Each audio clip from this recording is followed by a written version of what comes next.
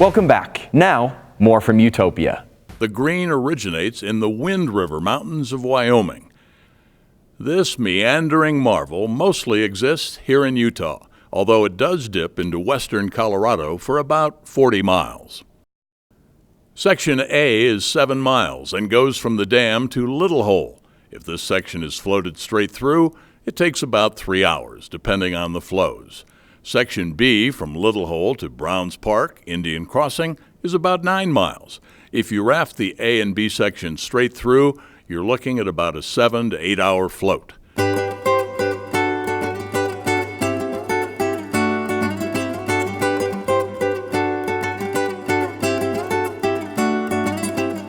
Named Rio Verde for the water's color by the Spanish explorers who crossed the river just north of present-day Moab, in some places the rocky landscape transitions to earthen banks, littered with bright green box elders and stately ponderosa pine that line the shore like people cheering a parade. There are no real frightful whitewater runs on these sections, and in the raft, the rocks harmlessly bounce off below without much effort from up top. A couple little sections, like Mother-in-Law Rapids, will get your heart racing, but this is generally a very mellow float. While the fishing is getting good, and both Dave and Dan start pulling brown trout from the water like they were fishing a guppy-filled pond, we enter Red Canyon. Pulling shimmering brown fish from a bright green river amidst red rock cliffs proves transcendent.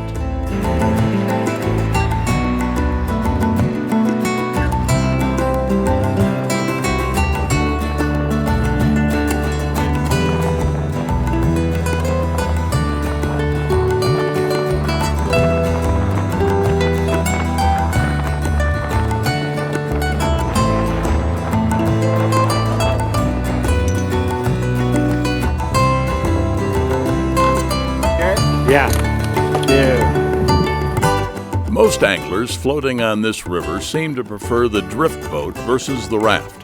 When asked about his choice, Dave explains that he's willing to sacrifice the maneuverability of a drift boat with the comfort of a raft.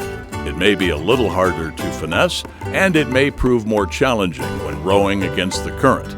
But with a few modifications, the raft transforms into the perfect platform for a float with the family.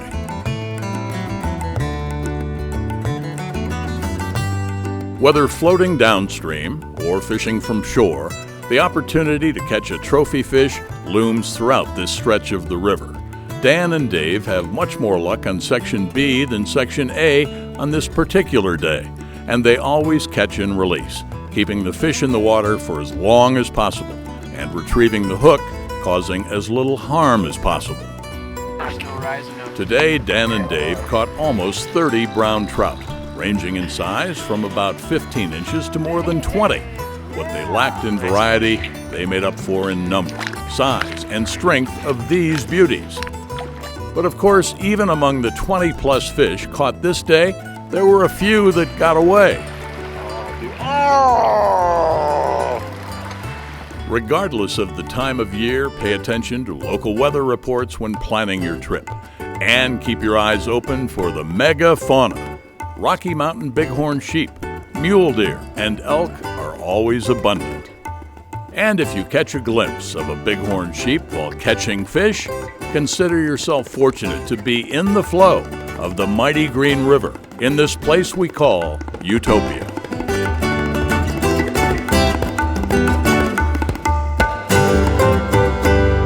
Don't forget to tip your guide. That's all from Utopia for this week. If you have the time, visit one of Utah's rivers, whether you're fishing or not. It's good for your health, especially your mental health. Check out our website to watch any episodes you may have missed. And remember, we don't inherit the earth from our parents, we borrow it from our children.